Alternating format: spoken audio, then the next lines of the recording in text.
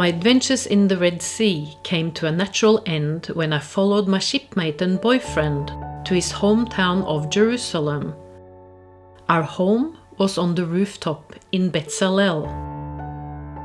A year goes by before I return to Norway to become a professional dive master. I still want to keep traveling and spend as much time as possible underwater. Back in Norway with my dive master certificate in hand, I make a phone call to a man I got to know whilst working in the Red Sea.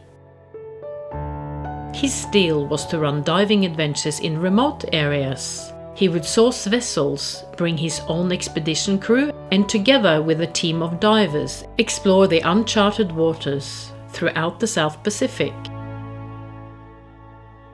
Shortly after my phone call, I fly to Sydney, Australia, and found myself living with his longtime friends, Ron and Valerie Taylor, the world-famous diving couple and shark experts I knew from watching underwater documentaries on television growing up in Norway.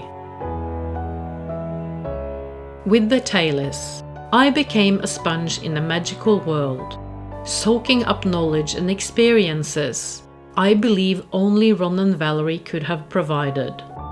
They became the most essential people in my life. I adored them, and they showed me a world otherwise unreachable to me. By their side, I made discoveries and learned so much about the world of natural history. In particular, shark behavior and why it was so important to protect the oceans and the animals within it. I came to realize that any fear I might have would disappear as I gained knowledge about the subject. Ron made me my first underwater camera housing, he provided the use of his studio, and shared his knowledge of how to capture the world beneath. Essential to the development of the person I was yet to become. During my first 3 months working on the Great Barrier Reef and Indonesia, I fell in love with Ron and Valerie's nephew, who, like me, was a dive master.